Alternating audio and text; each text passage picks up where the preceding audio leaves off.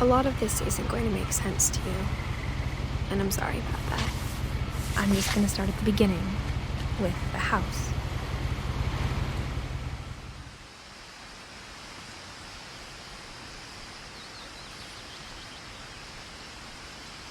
Someone had put up a chain link fence, but it looked like I wasn't the first person to hop it. My brother Milton disappeared when I was 4. It was like the house just swallowed him up.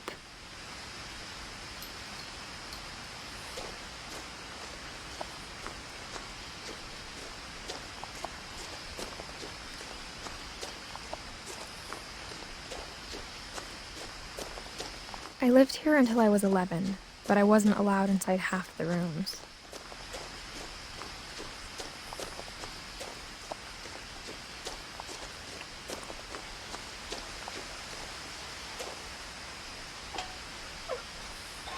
Inside the mailbox were bills from 7 years ago, marked urgent, open immediately.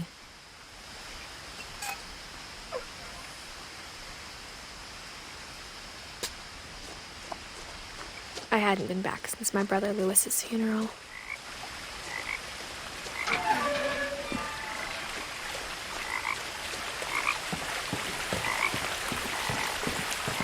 In her will, my mother left me a key, but didn't tell me what it unlocked.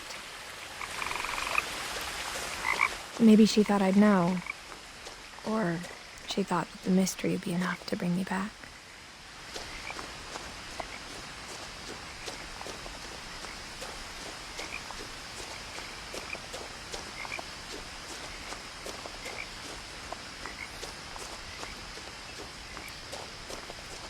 No one had driven this way in a long time, but I saw a few hoof prints.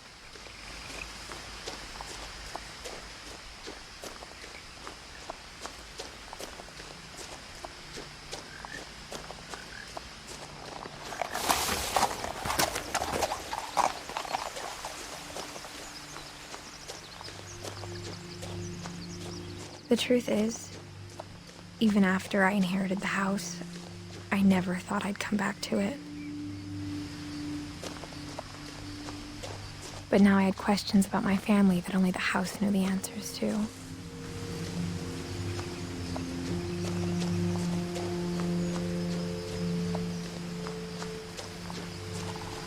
The house was exactly like I remembered it, the way I'd been dreaming about it.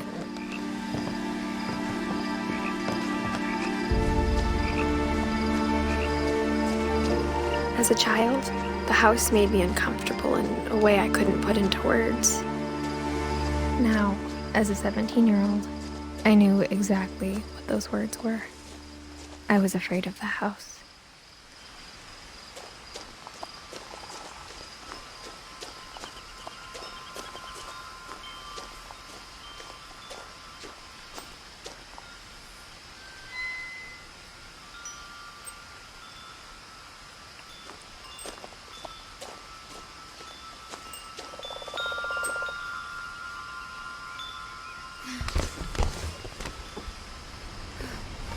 Crawling through the doggy door used to be a lot easier when I was 11.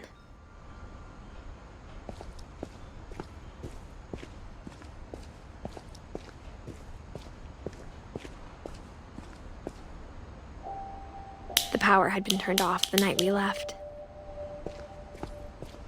For the first time in years, I felt like I was home. But instead of a family, there were just memories of one. Like how after Louis started working at the cannery, we all got sick of eating salmon. Except our cat, Molly.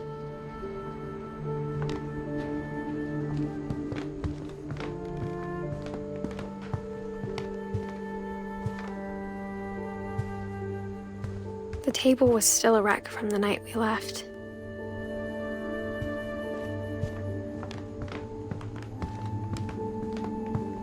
My mom was the only one of us who could imagine Great-Grandma Edie living in a nursing home.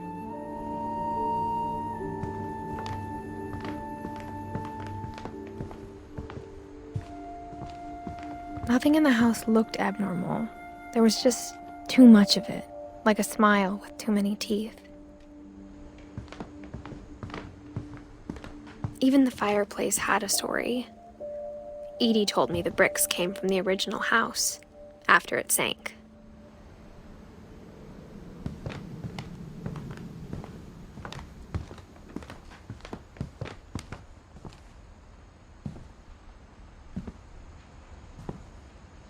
Mom always told me to stay out of the basement, so I wasn't too surprised when the key didn't fit.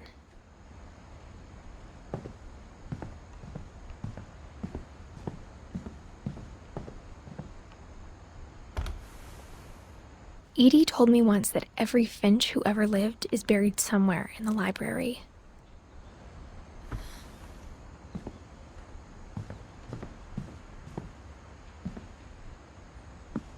After Milton disappeared, Mom sealed up all the bedrooms.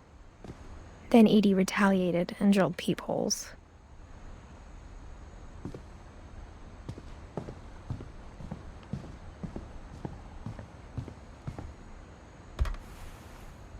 The last time I was in Edith Sr.'s room, I was 10 and she was painting my portrait.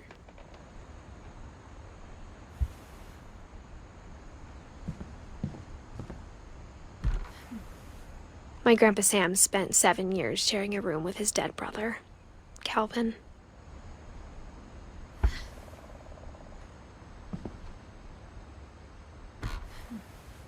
As a kid, I just assumed every house had peepholes and sealed rooms you weren't allowed inside of.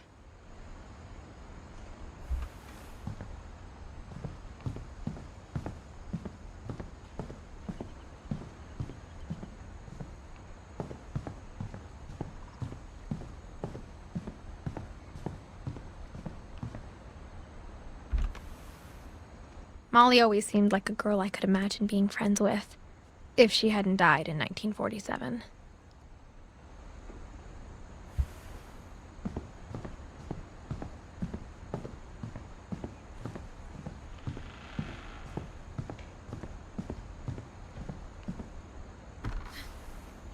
Barbara was a child star for 2 years, until America grew out of it.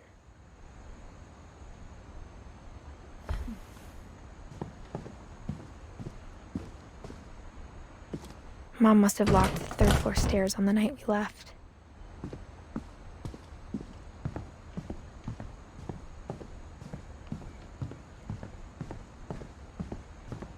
I spent a lot of time playing in Great Uncle Walter's room. I think my mom sometimes regretted not sealing it up. Louis told me there were secret passages, but I never believed him.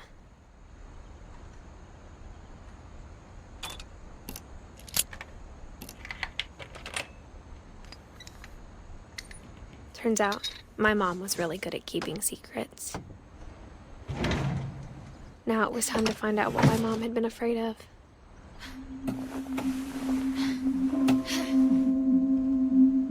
Reading this, maybe it sounds like I had a plan. But I had no idea what was behind that door.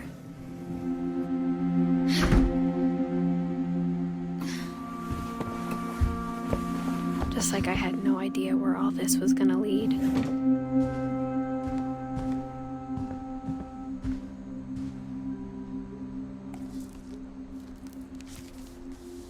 December 13th, 1947. Dear Diary, I'll be gone soon, but I wanted to tell somebody about what's gonna happen. It started when Mom sent me to bed without dinner. I woke up and I was starving, so I looked around for something to eat.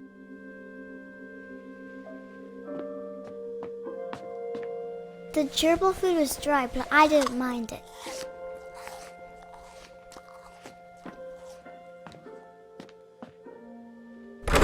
Mom, can I come out now? Sweetheart, it's late. Go to sleep. My Halloween candy was all gone.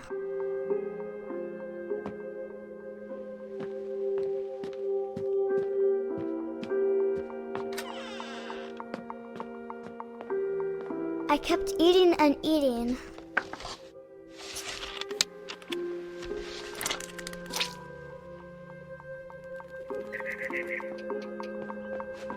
Then I heard chirping outside my window.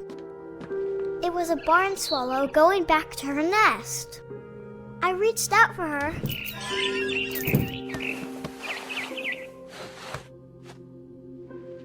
And suddenly, I was a cat.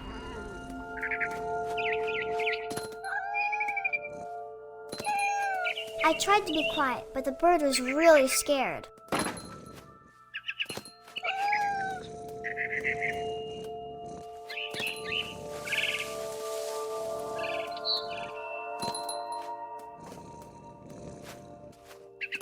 Mom and Dad didn't even look at me.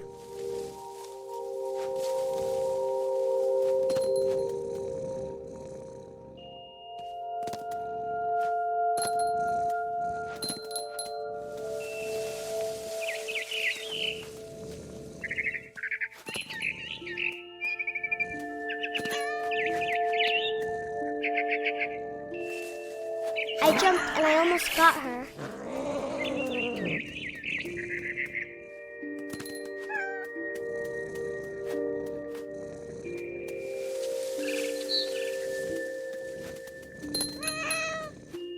Now I was up in the big tree. I promised Dad I wouldn't climb it anymore. All I cared about was eating that mama bird.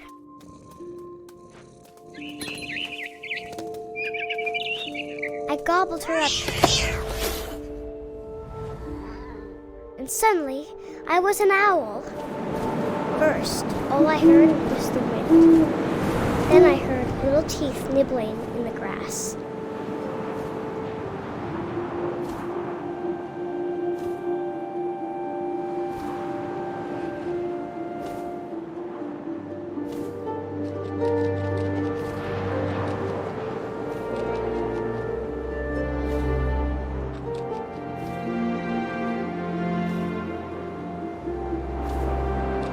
Rabbits.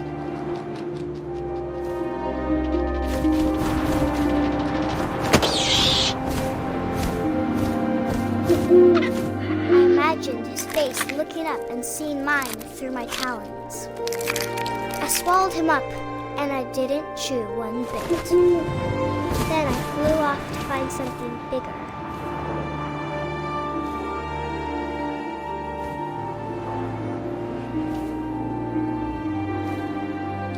A mama rabbit.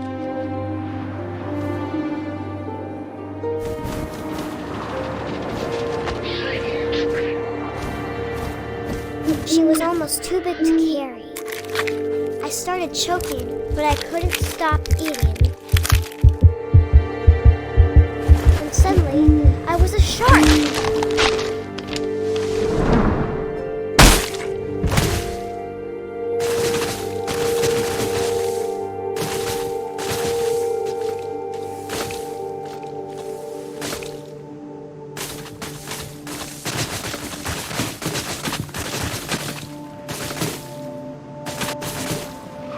I rolled off a cliff and into the ocean. Now, I was hungrier than ever.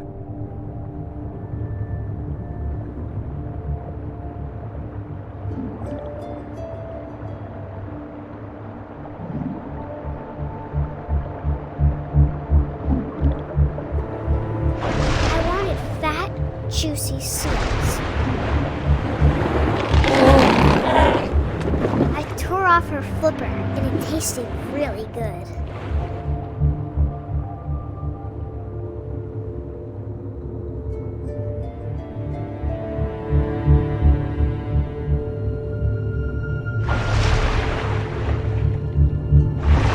Grabbed on tight. But I was so hungry, I jumped out of the water. When I opened my eyes, everything had changed.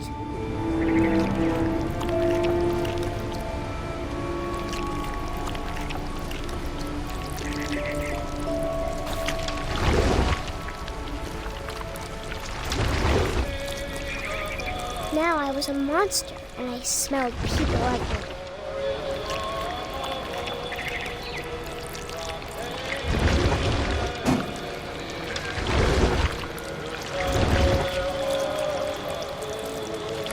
I was big, but I moved real quiet.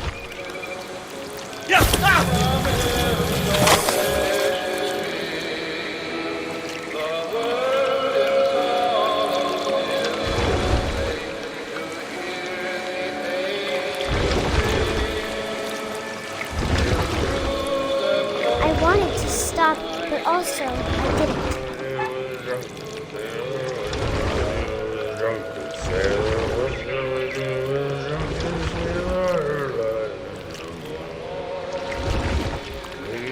Belly was rusty, razor, his belly was rusty, his belly was rusty, razor, what shall we do with a drunken sailor? What shall we do with a drunken sailor? What shall we do with a drunken sailor? Put him in the captain's daughter, put him in bed with the captain's daughter, put him in bed with what shall we do with a drunken sailor? What shall we do with a drunken sailor? What shall we do with a drunken sailor? What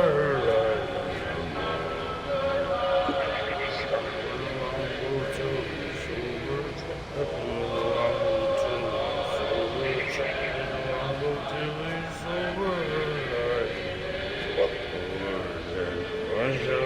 a drunken sailor? What shall we do with a drunken sailor? What shall we do with a drunken sailor? Put him in the scuppers with a hose pipe, put him in the scuppers with a hose pipe, put him in the scuppers with a hose pipe, what shall we do with a drunken sailor? What shall we do with a drunken sailor? What shall we do with a drunken sailor?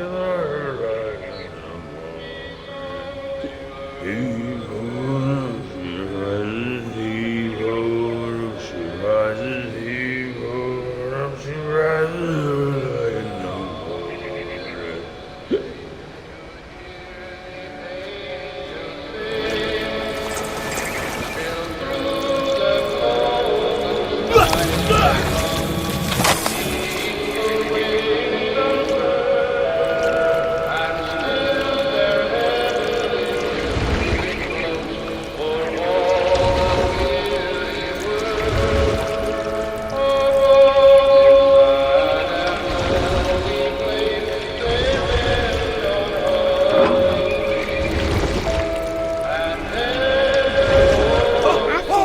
passenger, I was still hungry.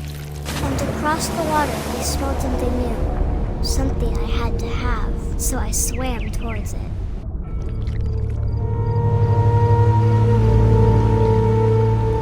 I slithered onto the sand, and the good smell went into an old pipe.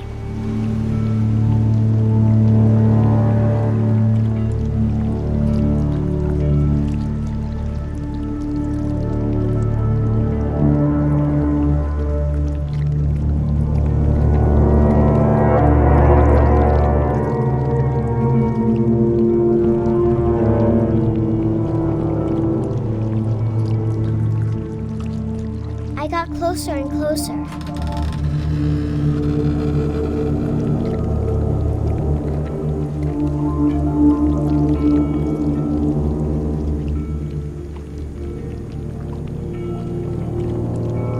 stomach started growling. And suddenly, I was me again. I held my breath for a long time, but I couldn't hear anything. I think it's waiting for me to fall asleep. But it's not going to wait much longer. It needs to feed, and we both know I will be delicious.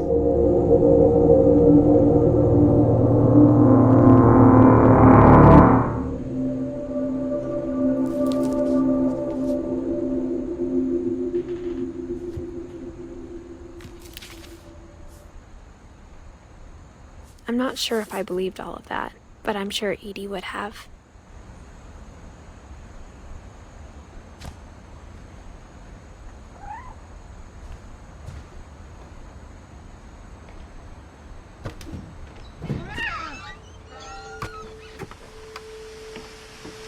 This will be obvious later, but my mom never told me any of these stories. Edie would have, but Mom didn't like bringing up the past. Though, when we adopted a stray kitten, she was the one who named it Molly. I spent a lot of time in Great-Grandma Edie's room.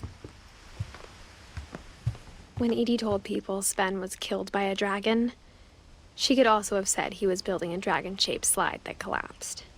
She could have, but she didn't.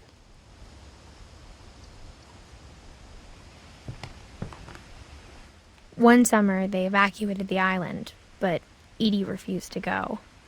For a few weeks, she was a celebrity.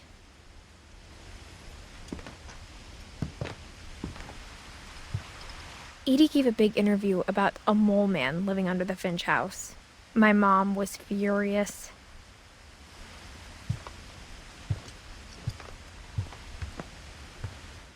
I hadn't thought of myself as Edith Jr. for a long time.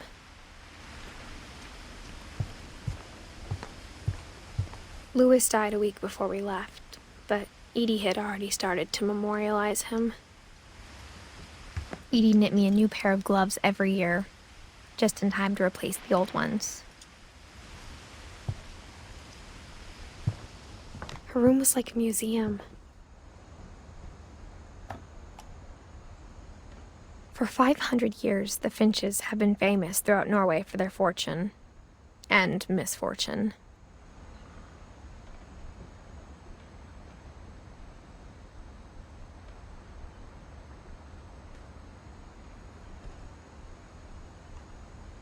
Odin Finch buries the latest victims of the family curse, his wife Ingeborg and their newborn son, Johan.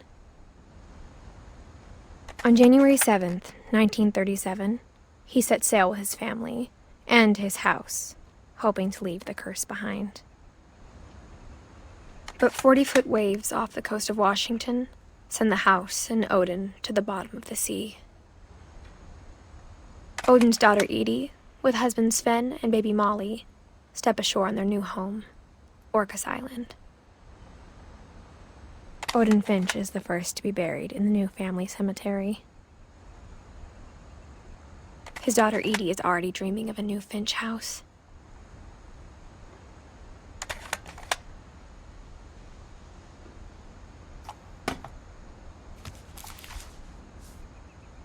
Whatever's wrong with this family, it goes back a long ways.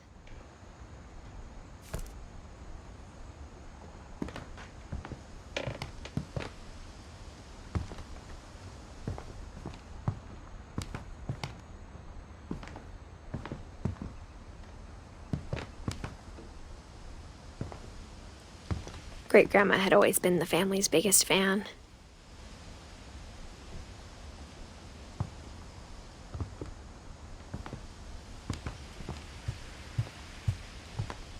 Even in her 90s, sometimes Edie seemed a lot younger than my mother.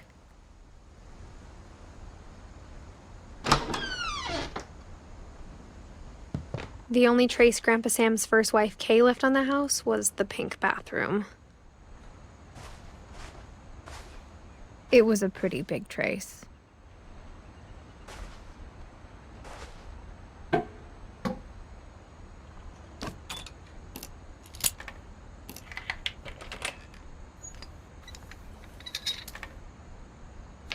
There's a secret in this bathroom.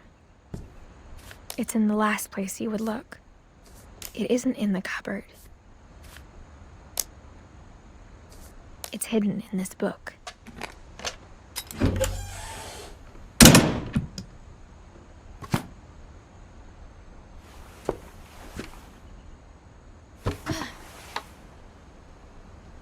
Sven gave Sam an old camera he'd refurbished. He never put it down.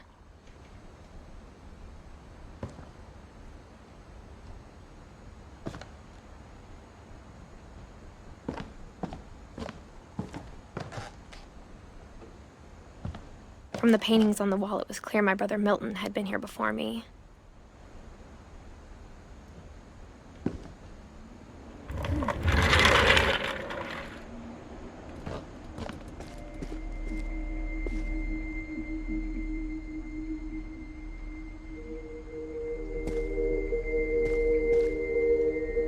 I knew Grandpa Sam had a twin, and that he never talked about him.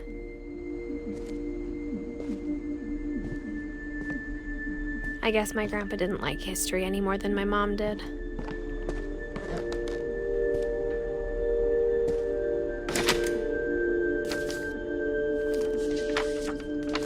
How I Want to Remember My Brother by Sam Finch. The thing I remember is that when he made up his mind, that was it.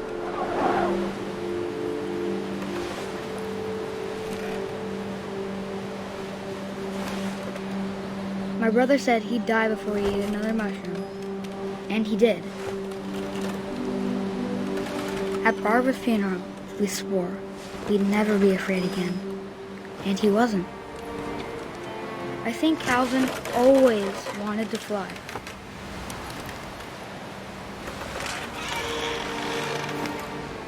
Sam! Calvin! Dinner's ready! Coming! But that day, he finally made up his mind to do it. I told him going around was impossible. Maybe if I hadn't said that,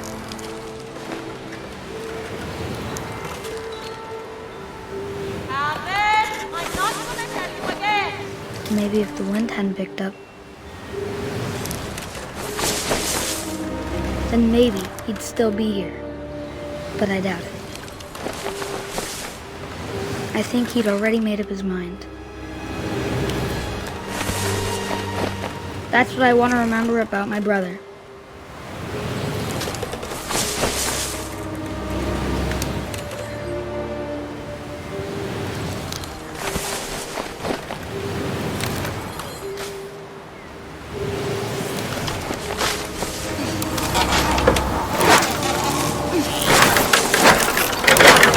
The day he made up his mind to fly.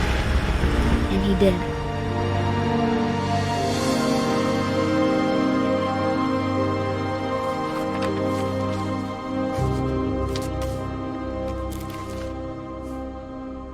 Calvin's story felt strangely familiar. When I was younger, I remember trying to do the exact same thing.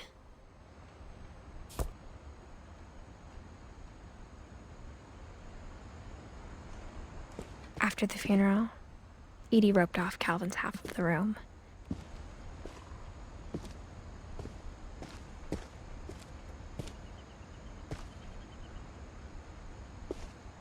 Mom said Grandpa Sam enlisted at 18 and never set foot in the room again.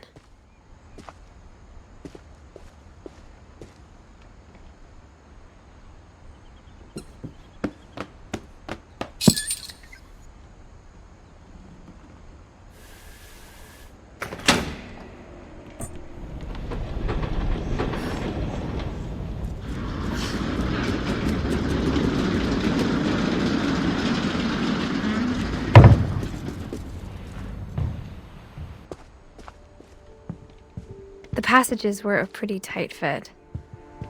They'd obviously been built for smaller hands and bellies.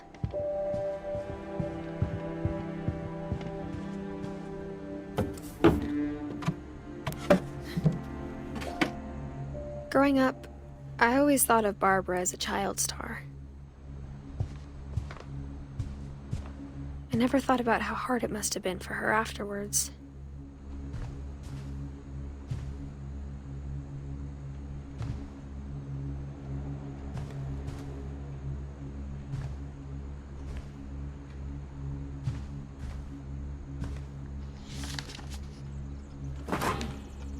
Of all the stories people wrote about Barbara's death, I'm surprised Edie saved this one.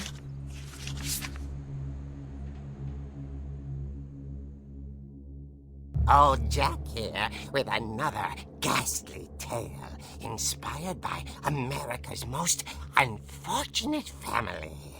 I'm calling it The Surprise Ending of Barbara Finch. As a child star, Barbara was famous for her scream. Now at 16, she was all washed up. A has-been. But in a lucky break, she'd been asked to perform her signature scream at a local convention for monster movie fans. It was just the boost her career needed. Unfortunately, her scream hadn't aged well. Getting better. I think you just need the right motivation. Her biggest fan and current boyfriend, Rick, was about to demonstrate when... Now that was a great scream. It was Barbara's father, Sven. He'd slipped into a table saw and had to be rushed to the emergency room. So Barbara got stuck babysitting her youngest brother, Walter. Her convention comeback was canceled. Okay, I'm hearing frustration, but I'm not hearing terror. What if I tried... A gang of hoodlums in Halloween masks have been terrorizing Orcas Island tonight. Police are urging residents to... That came from the basement. You're right! Also, I loved your delivery on that. Why is your basement door locked? Because my dad likes making puzzles and secret passages. There's a key hidden in the music box. The secret is to keep winding and winding until finally the key pops out. Thanks, babe. I'll be back in a sec. 20 minutes later, Rick hadn't returned. So Barbara went to look for him, right on cue.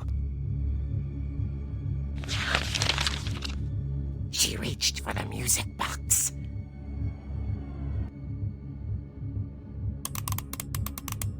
And as she wound the key, she listened for Rick, but the house was silent.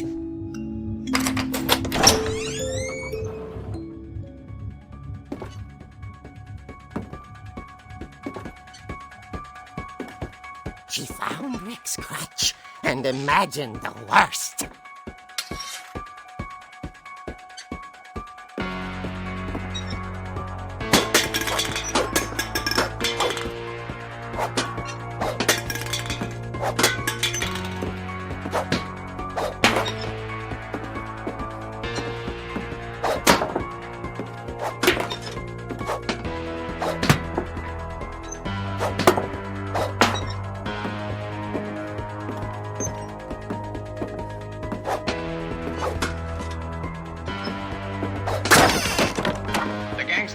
Infamous Hookman killer, Dr. Carl Hamill, who impaled and then ate his family 10 years ago tonight.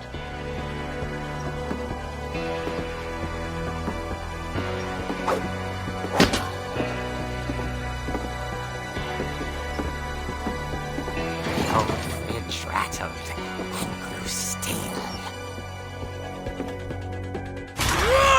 Oh dear!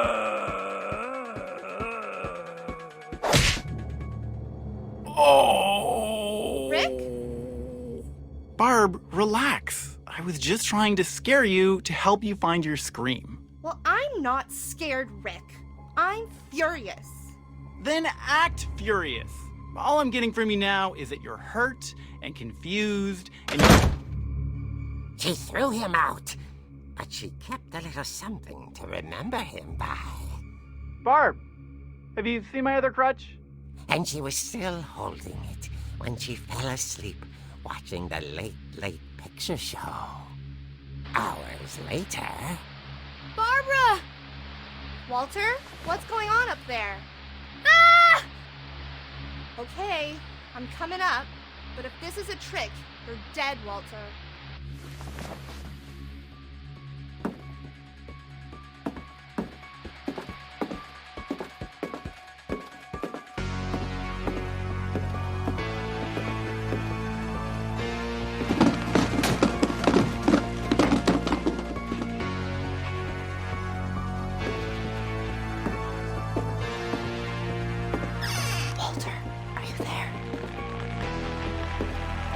Walter had vanished, but his bedside radio was still on. Orcas Island police describe the man as 6 feet tall, with a steel hook for a hand. Residents are urged to lock all doors and windows and notify the police of any suspicious activity. Barbara turned, saw the hook man, and was speechless. He was quite smashing.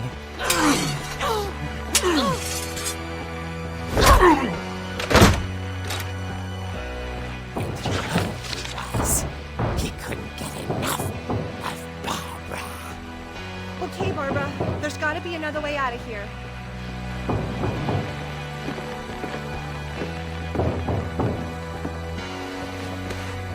That night, she played her part beautifully.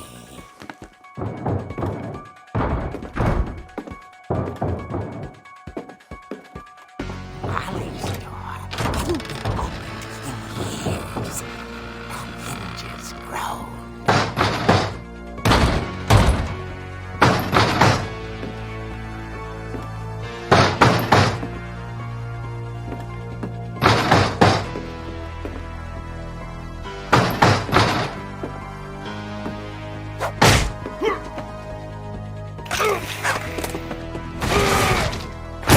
He wasn't moving, but she sensed the story might not be over yet.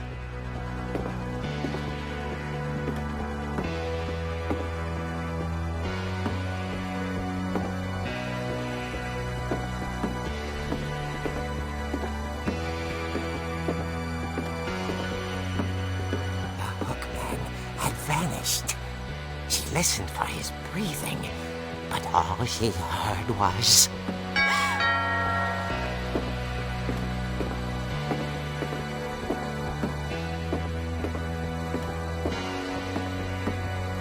At the door, she heard whispering.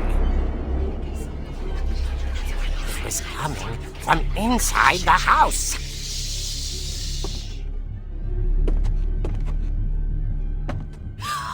Oh dear.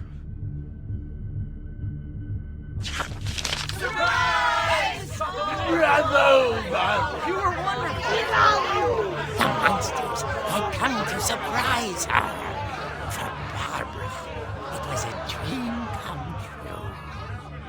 Then she saw what kind of monsters they were, and she realized what was about to happen. She was going to be famous. And with her final breath, Barbara Finch gave the performance of her life.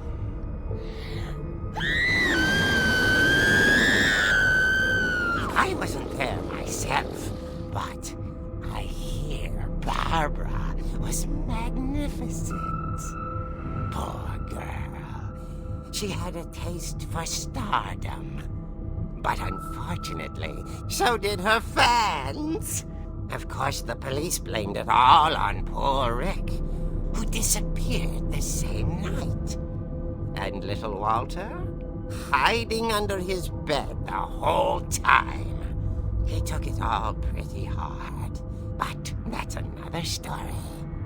As for Barbara, tucked inside the music box is all they ever found of her. Her ear. Now that's what I call a real eerie tale.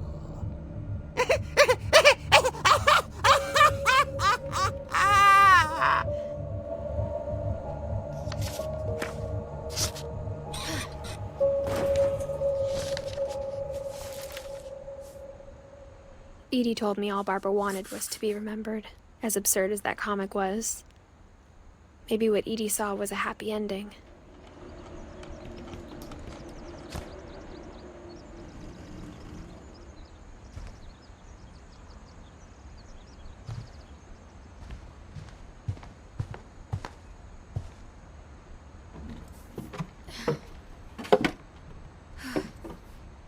I guess now I know why Mom didn't like me playing with the music box.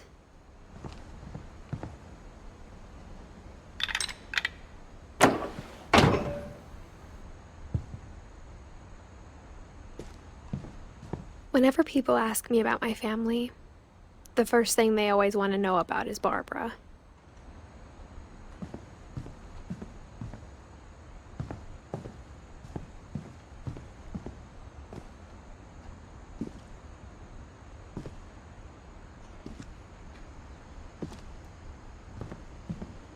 A lot of things got left behind in the whirlwind of that last night. My mom wasn't much of an optimist, but she never stopped believing that my brother Milton was alive.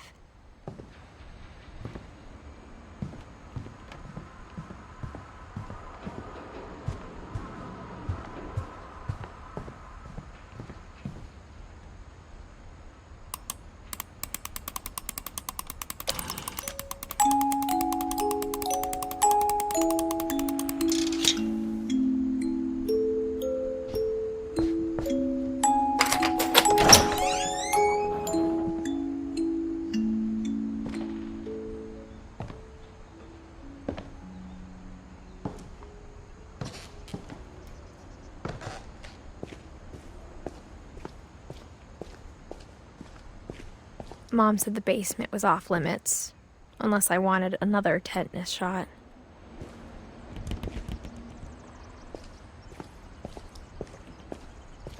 I saw Edie sneak down to the basement once, carrying packages. I thought maybe she was hiding presents.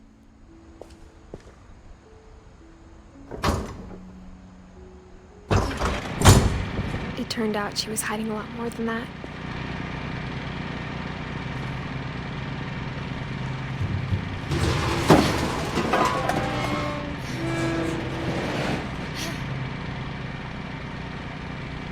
I remember asking Mom once about where Walter had gone. She said after Barbara died, he got as far away as he could. If there's a pattern in all these stories, I think it's that none of us has gotten very far.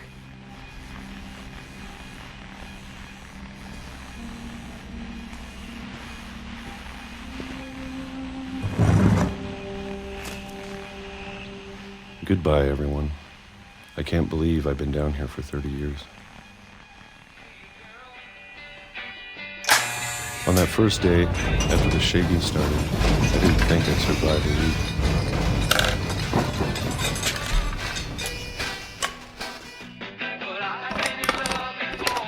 But after a few days, I settled into a routine. That's what kept me sane. Having a schedule, living for today. I always expected to be dead tomorrow.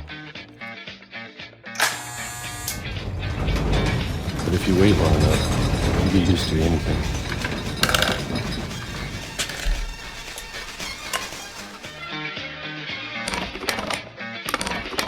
Even a monster on the other side of the door starts to feel normal. Almost friendly.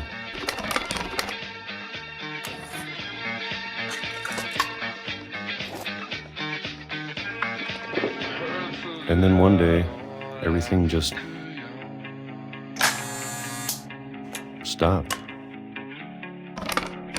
Whatever that thing was, it was gone. Maybe it got tired of waiting. Or maybe I just got tired of being afraid.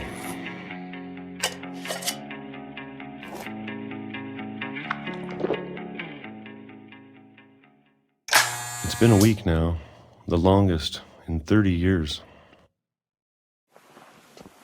I'm done waiting. I have to leave while I still can.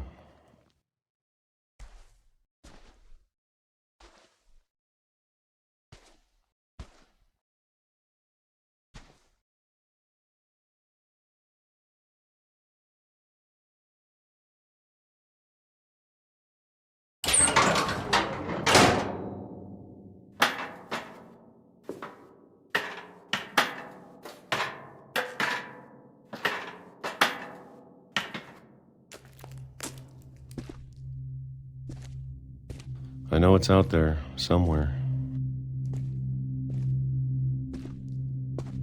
Whatever killed Barbara and Molly and Calvin.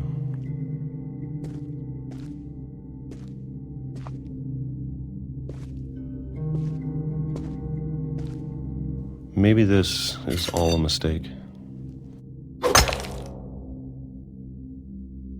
But I need to stop living the same day, even if it kills me.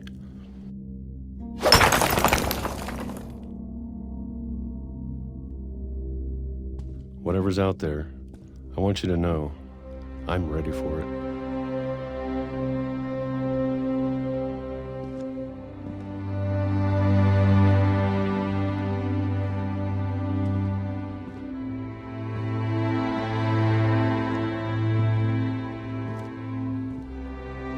I'm going to appreciate all of it, especially the food.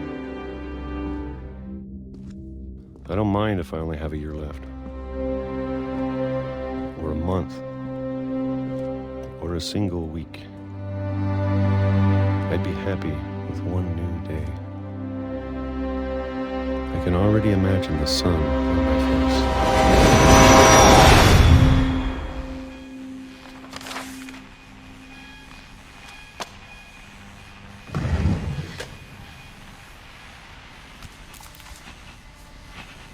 Walter died when I was 6.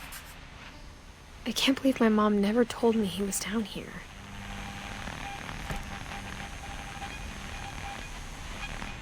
I'm sure my mom was trying to protect me.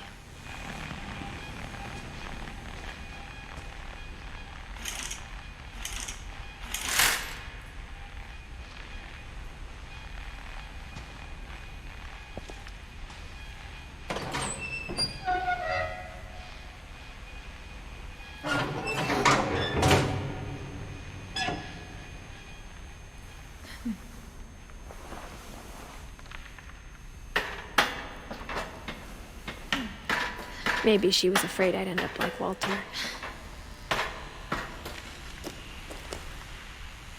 But if she never told me about an uncle under the house,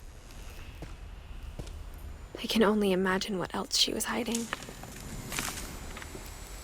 I don't want to make the same mistakes she made. Trying to bury something that's still alive.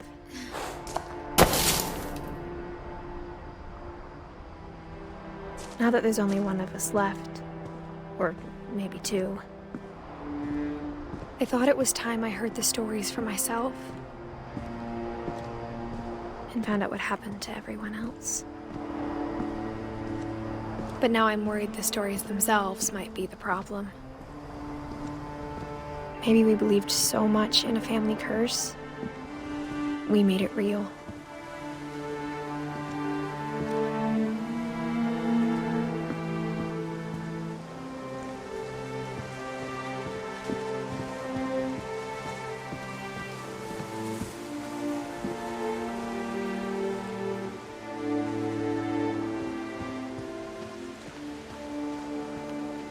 I don't know if I should even be writing this.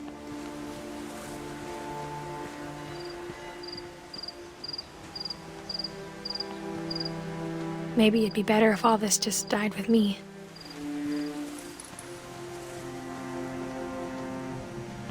But I thought you should know about your family.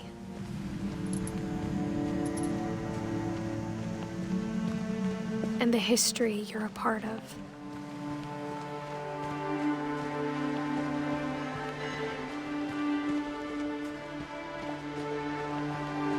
Though to be honest, I feel as lost as you probably do right now.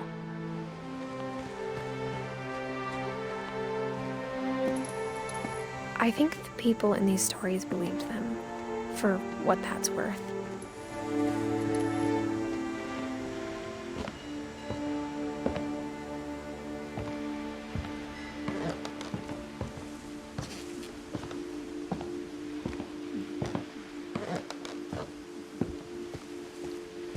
And when you look at the house, that history of imagination and stubbornness and madness, any of it seems possible.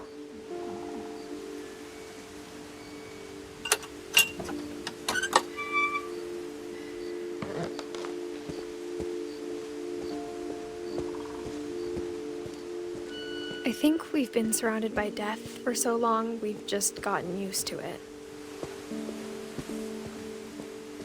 What kind of family finishes building a cemetery before starting the house?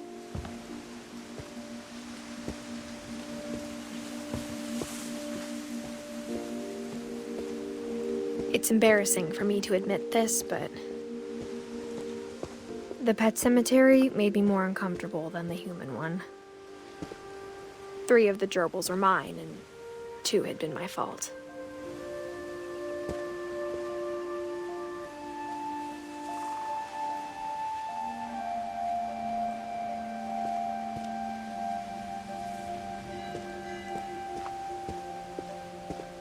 Sven built the house, but it was Edith who designed the cemetery.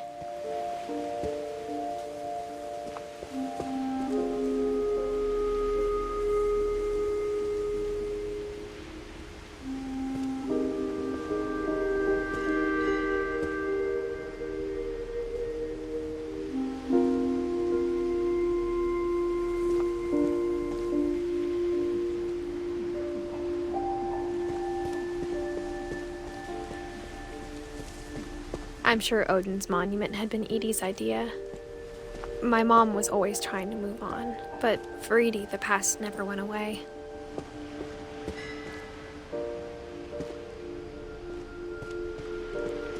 She could see it poking out of the water at low tide.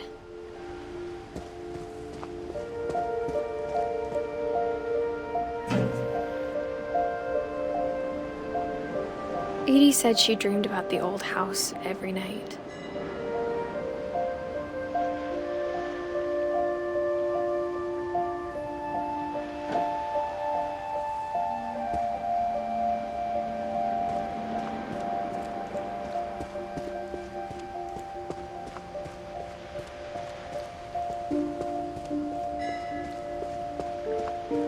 Edie's side was always easier for me to understand. But the older I get, the more I can see where my mom was coming from. Her dad had been pretty strict, but it wasn't enough to save her brothers. She was just trying to do better.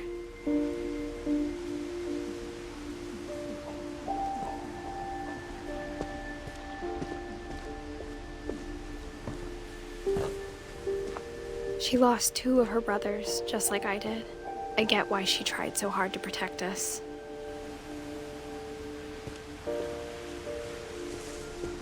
We never found Milton's body, so my mom insisted we were putting up a monument, not a tombstone.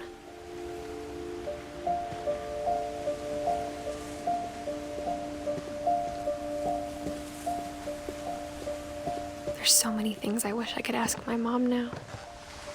Part of me thinks this is what she wanted all along, for me to come back someday and find everything out for myself.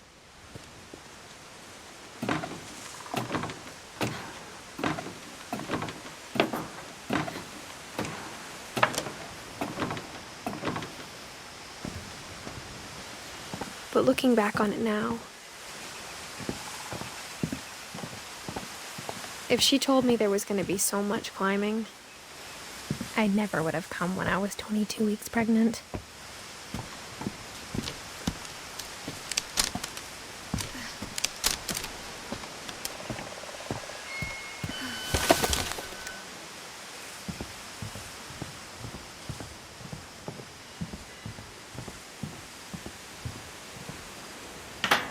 I never met Grandpa Sam, but I think he and my mom had a lot in common.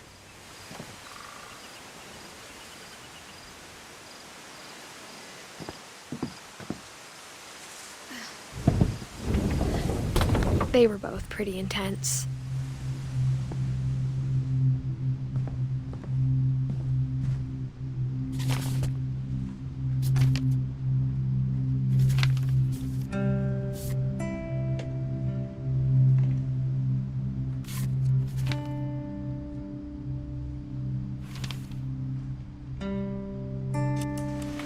Dawn, I promise, you'll never forget this weekend. Yes, sir. These memories are gonna last a lifetime. Am I gonna have to shoot anything? It's a hunting trip, Dawn. Shooting is strongly encouraged.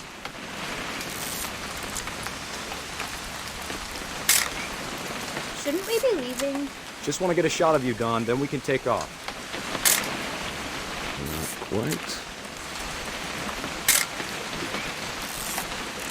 What? Perfect. It's gonna rain the whole weekend, isn't it?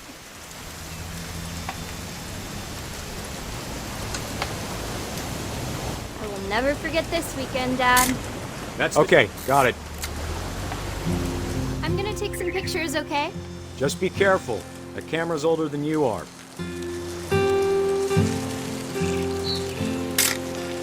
Aw.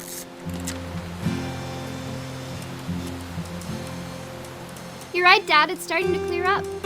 Still freezing, though.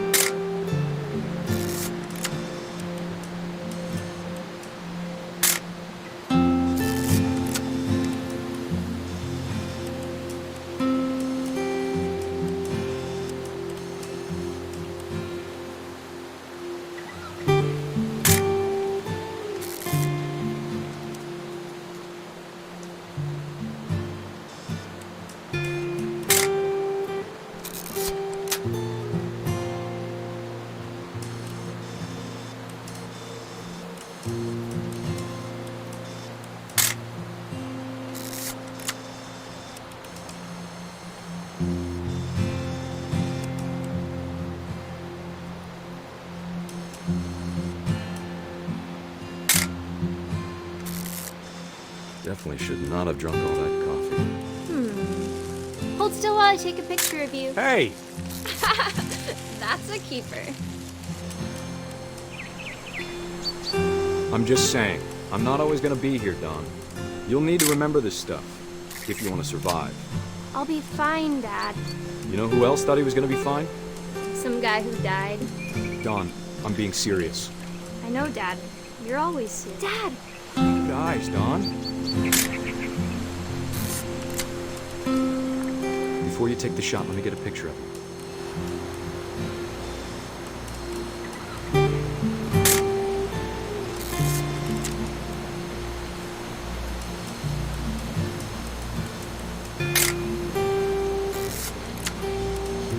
Dad, I... Just... Let me get behind you. Do I have to do this? Dawn, you don't have to do anything. But if you want to survive, you'll need to be strong. Great shot, Dawn!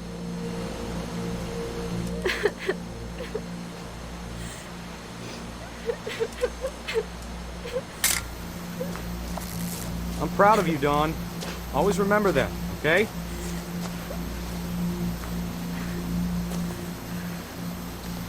Dad, it's twitching. I think That's it's totally so- normal, Dawn. Just focus on the camera. Try not to think about... Dad!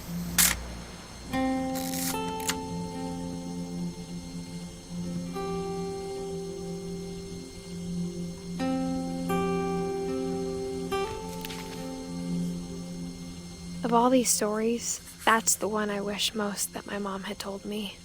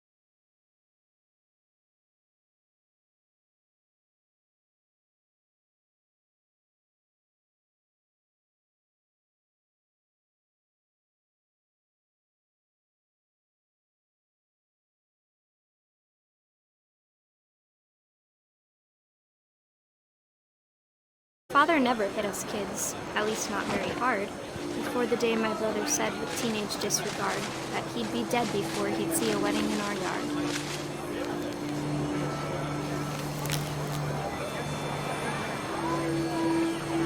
My father made him come, of course, but Gus stood far apart, just flew his kite and bottled up the storm inside his heart.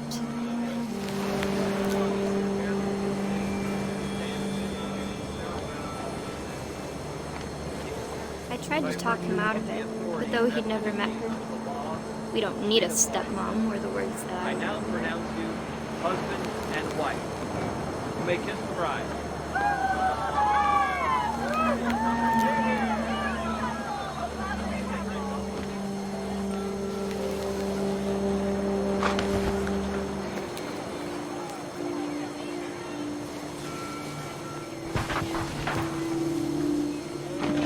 When the time for photos came, Dad ordered him to come here.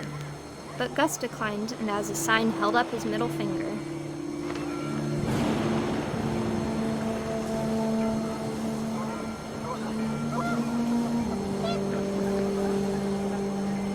The wind picked up, and panicked geese appeared and quickly went. But all the humans did that day was go inside the tent.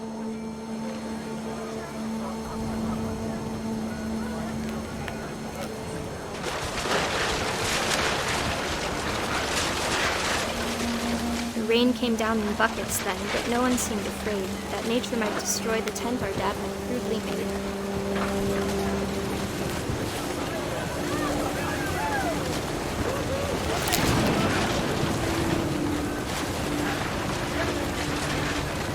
The thunder sounded much too close and full of angry power, but all my father said to this was, "Make the music louder."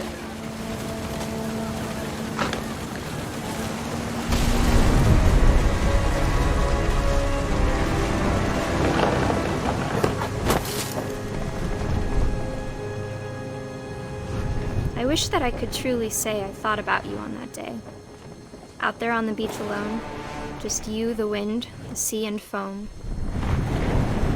But I didn't, until we found you.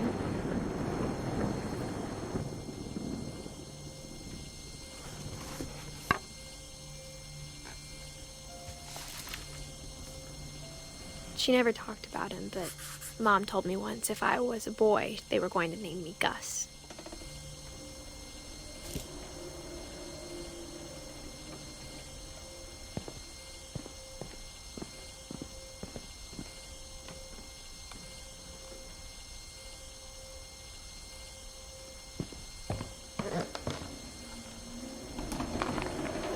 My mom moved up to the loft after her brothers died. At the time, it was as far away as she could get.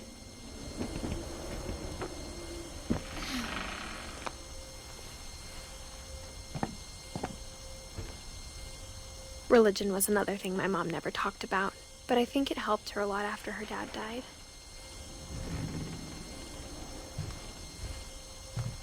She spent a summer building houses in Calcutta, where she met my dad, Sanjay.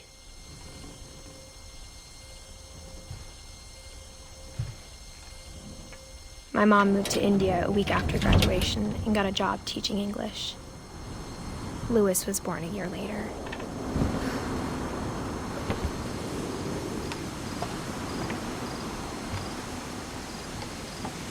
When my dad died, I don't think Mom knew where else to go. I'm sure Edie was happy to have her back. And to see kids in the house again.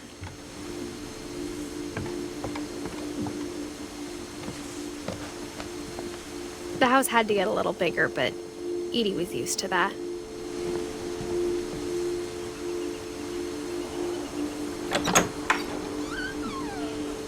And for a while, things were good. Almost normal. But it didn't last.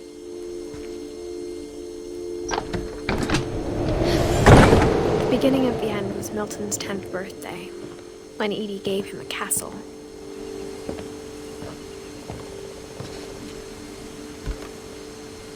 After Milton disappeared, the only thing he left behind was a room full of paintings.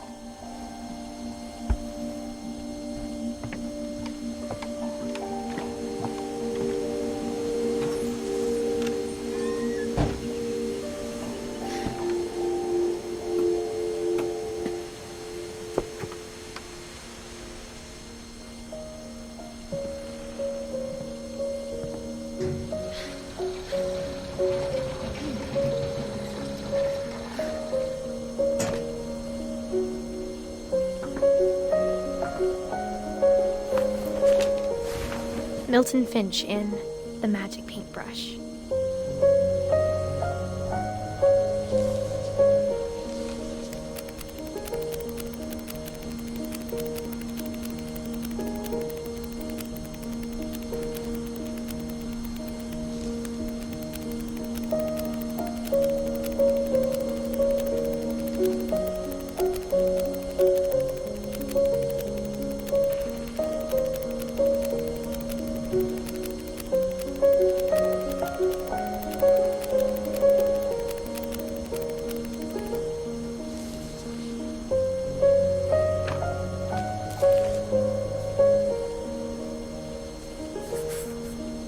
I was 4 when Milton disappeared.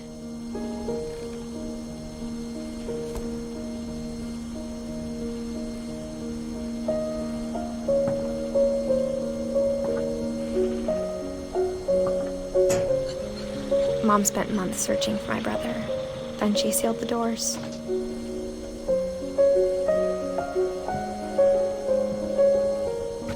Whatever Milton had found in the house, Mom didn't want it getting out.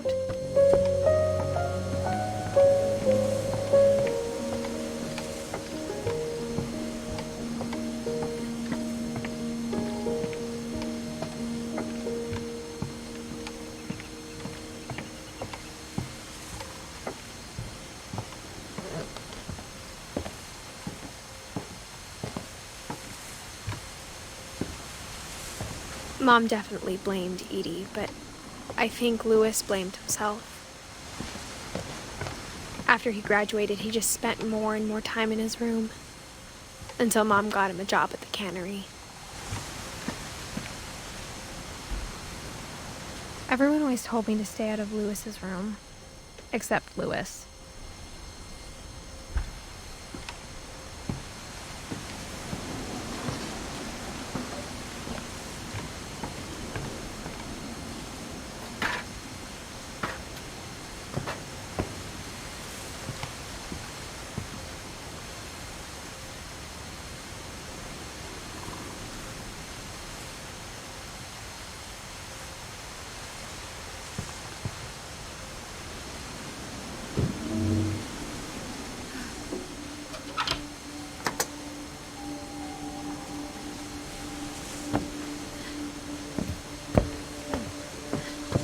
Louis's room smelled very, very familiar. That part of him lived on.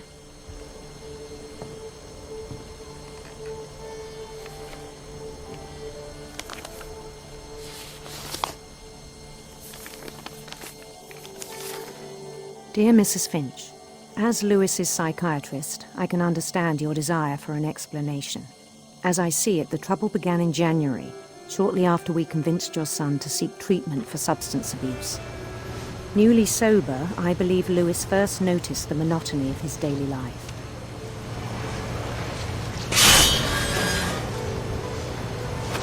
He kept working at the cannery,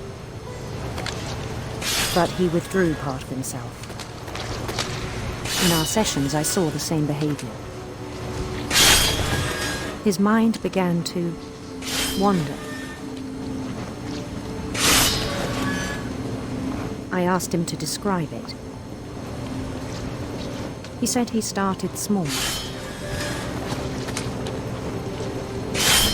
imagining a labyrinth. He'd feel his way about. Then something moved. Bats. And toads.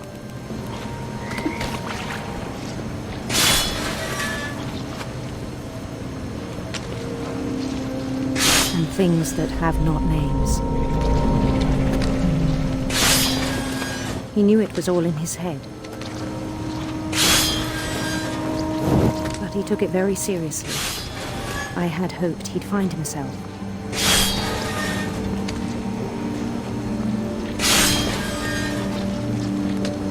But he found something more.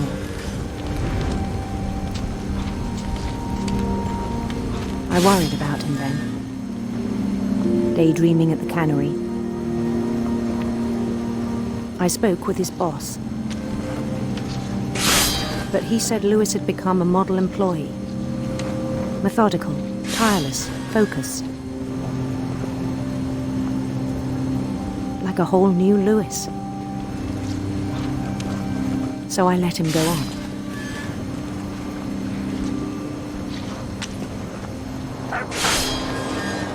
I even encouraged him. It seemed very promising at first.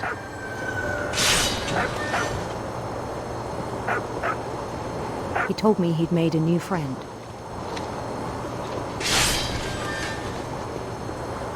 On the edge of a city he named Lewis Topia. He built the city up slowly, brick by brick. Then he made musicians.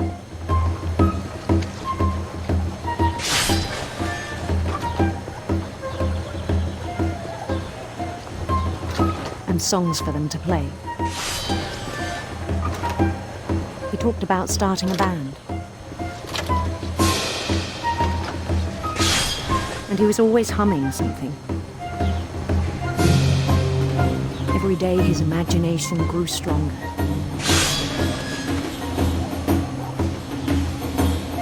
He no longer spoke at the cannery. But his chopping was as reliable as ever. Then one day it struck him that all the cheering crowds, even the stones under his feet,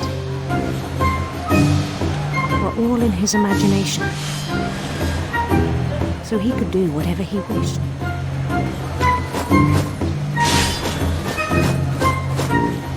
He held an election for mayor.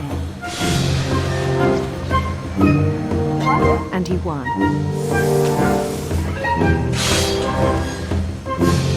They begged him to stay, but his mind was already wandering. It became a game for him.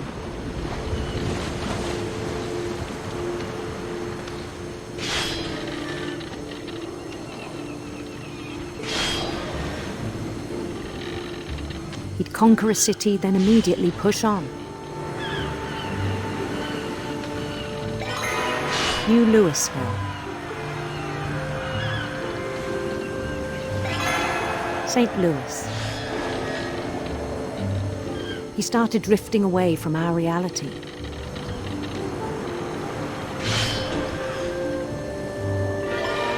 Minneapolis, until one day he forgot to go home from the cannery. Even as his mother pleaded with him, part of Lewis kept sailing on.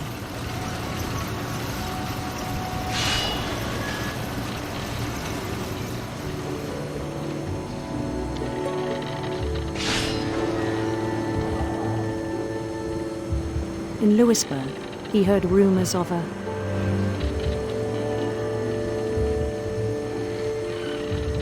beautiful prince.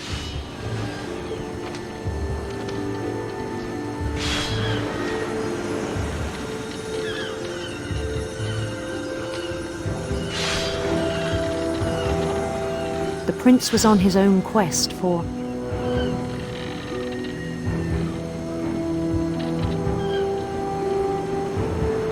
sinister serpents.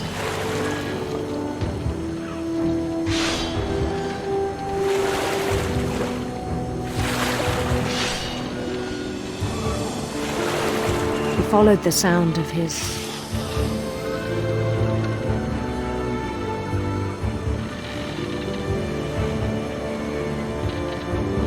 electric sitar.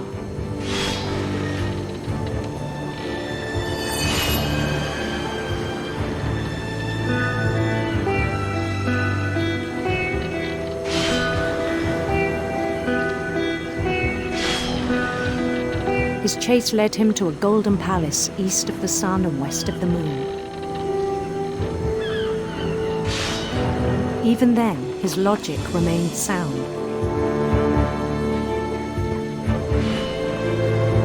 He knew the world was all in his imagination.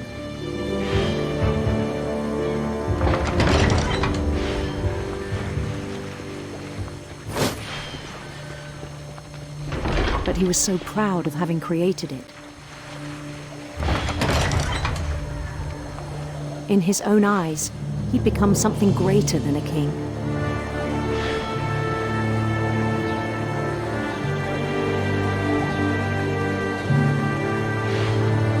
someone who'd never known success in the real world, I think it was overwhelming.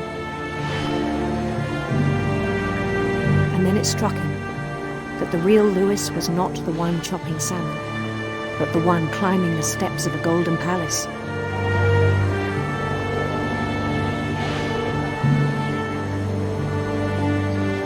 My imagination is as real as my body, he told me. It was hard to argue with him.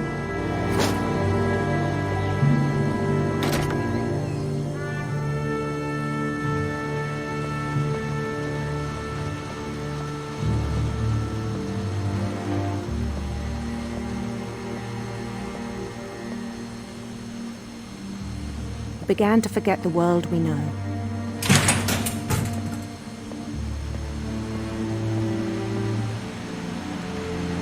I think it pained him to remember Lewis, the cannery worker.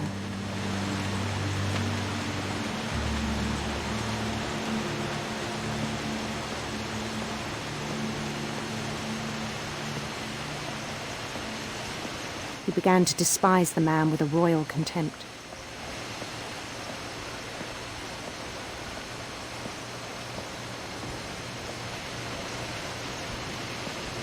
I still thought I could save him. Even after he said he was being crowned king over all the lands of wonder.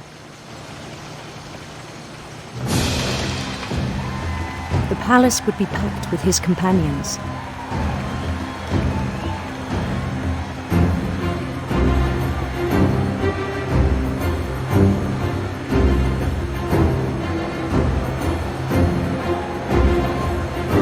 Including the wise Calico who'd insisted on advising him.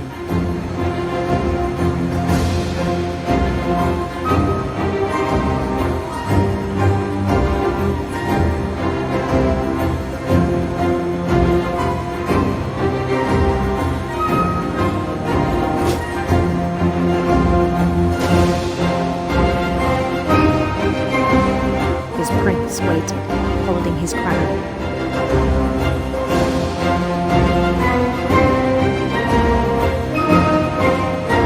There was only one thing left to do.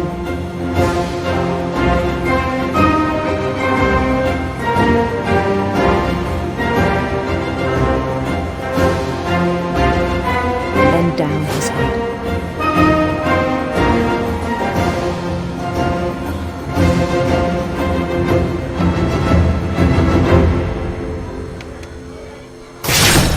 And the rest I think you know. Mrs. Finch, your son was a kind man who will be missed by all of us who knew him.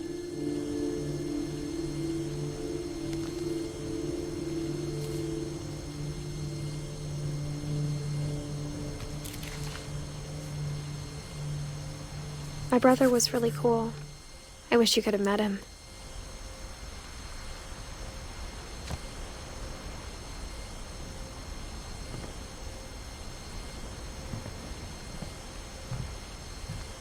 He was so proud of being Indian. I think for him, it was a way to be something other than just a Finch.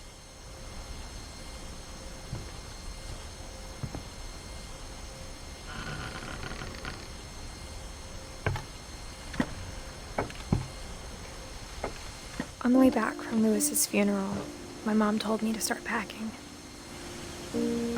She waited until the day before we left to tell Edie. I'm not sure if she wanted to make it easier or harder.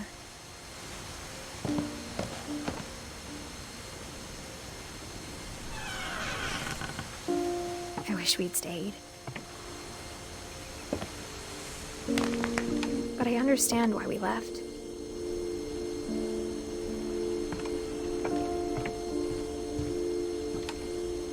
My mom ended up leaving everything behind.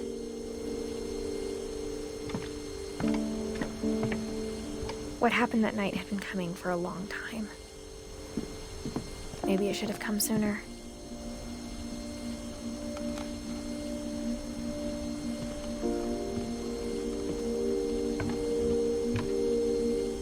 But it had to end one way or another. All that's left now is to tell you about that last night.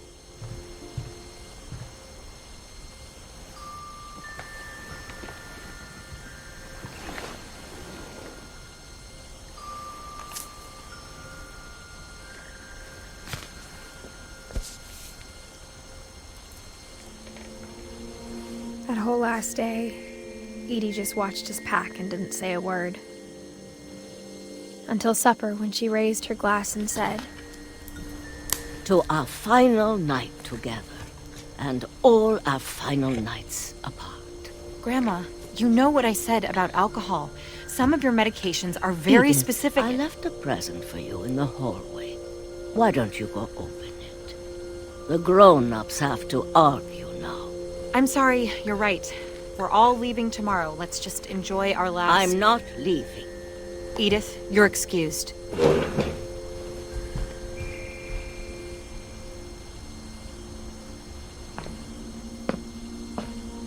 The power had been shut off that morning, but Edie always had plenty of candles. When my mom sealed the library, I don't think she knew about the other entrance. Or that Edie had a key to it.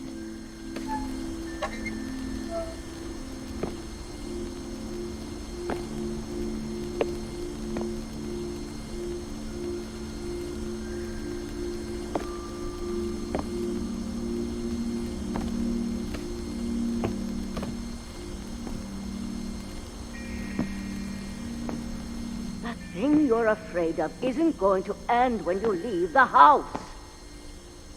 Edith has a right to know these stories. My children are dead because of your stories. I think it's best if Edith and I leave tonight.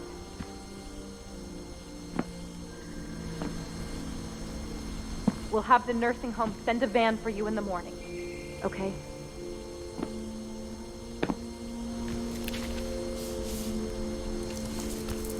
Dear Edith, there's so many stories I wish I could tell you, but there's only time for one. This is about what happened on the night you were born. That night, the tide went way, way out. It was the first and last time I ever saw the old house aground. There'd been an earthquake out in the middle of the ocean. They called it the lowest tide in 1,000 years. God, it smelled awful. You know, I've seen that house every day of my life.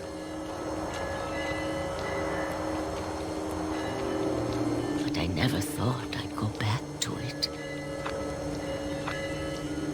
When the fog rolled in, I lost my way.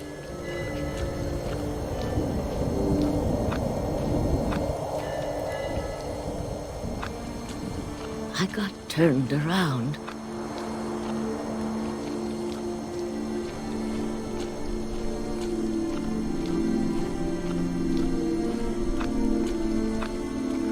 For a while, I wandered.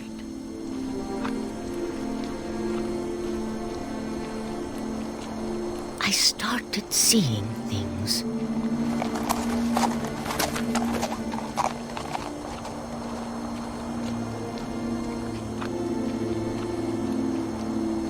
Things I'd forgotten had ever existed.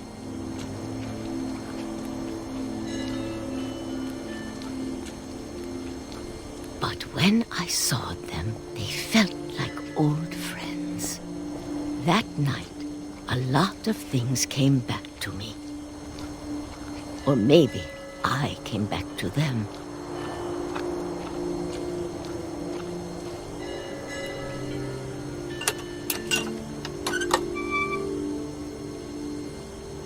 Things I can't explain, but that I need you to try and... Edith, what are you doing in here? It's mine. Edith! Mom, you're gonna rip it! Let go!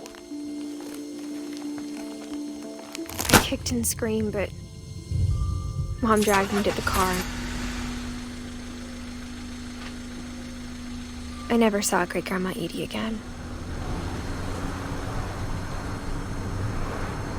The next morning, the van came to pick her up, but she was already gone. After that, we moved around a lot.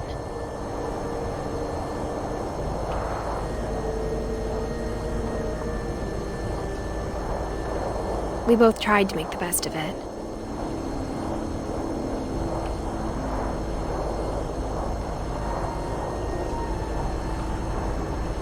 A few years went by.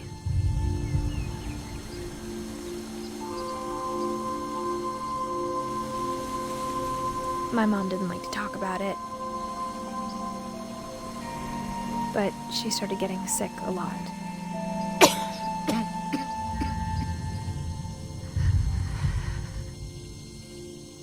She got better for a while, and then she didn't.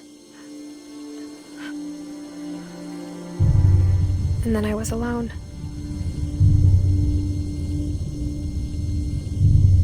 The last Finch left alive.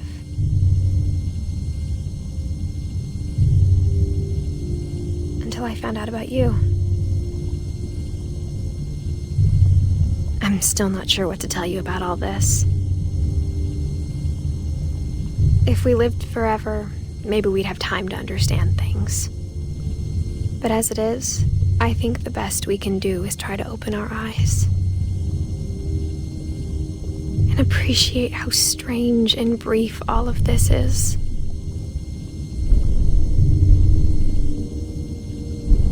This journal was supposed to be for you. But now I hope you'll never see it. I just want to meet you and tell you all these stories myself. But I guess if you're reading this now, things didn't work out that way.